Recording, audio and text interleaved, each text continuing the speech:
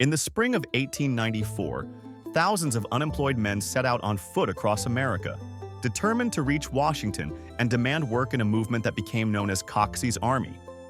In Los Angeles, Charles T. Kelly organized the contingent, and it was known as Kelly's Industrial Army. Among those who joined General Kelly was a young Jack London, armed not with fame but with worn boots and a hunger for truth.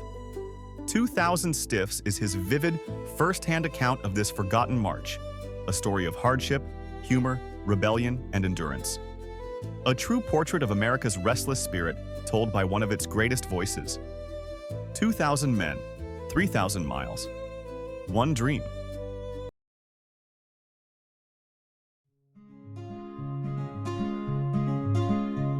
Come forth, ye toiling millions, and join our worthy band, as on we pass to victory, to free our native land. Our glorious cause we will defend, and equal rights demand, while we go marching to victory. A stiff is a tramp. It was once my fortune to travel a few weeks with a push that numbered 2,000. This was known as Kelly's Army.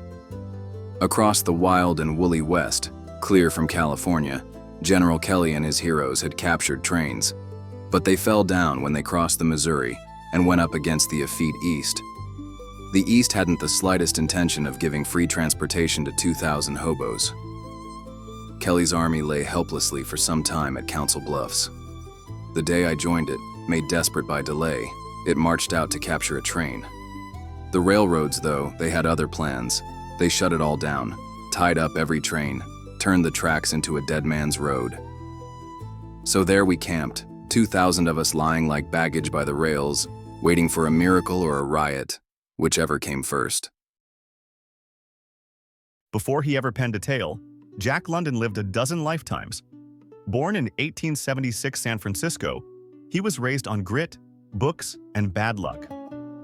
By age 15, he was already an oyster pirate, skimming the bay in a stolen skiff, selling black market shellfish by night and dodging the law by dawn. Next, he shipped out on a sealing schooner to Japan, because why not chase typhoons at 16? By 17, he was scrubbing floors in a cannery, shoveling coal in a jute mill, and haunting public libraries like a ghost with a thirst for Nietzsche and adventure novels. Jack London wasn't just restless, he was possessed. A vagabond philosopher with a sailor's grip and a poet's heart. When the economy collapsed in the Panic of '93, Jack didn't despair. He packed a bedroll. In the spring of 1894, at the age of 18, he joined Kelly's Army, one of the roving contingents of the massive Coxey's movement. Thousands of jobless men marching to Washington to demand dignity through work. He wasn't after fame, not yet. He was after experience, life, truth. And he found it on the iron roads of America, riding the rails, sleeping under bridges, getting tossed in jail for vagrancy in Buffalo. He learned the law of the road, the code of the tramp, and how fast a man can vanish into the American vastness. He wasn't becoming a writer. He already was one. He just hadn't sharpened the pencil yet. This was young Jack London, hungry, scrappy, charming, and wild-eyed, riding boxcars into the myth of America with a heart full of stories and a mind like a loaded revolver. Here's something he said later in an interview. Every once in a while, in newspapers, magazines, and biographical dictionaries, I run upon sketches of my life, wherein, delicately phrased, I learn that it was in order to study sociology that I became a tramp. This is very nice and thoughtful of the biographers, but it is inaccurate. I became a tramp. Well, because of the life that was in me, of the wanderlust in my blood that would not let me rest. Sociology was merely incidental. It came afterward in the same manner that a wet skin follows a dunking.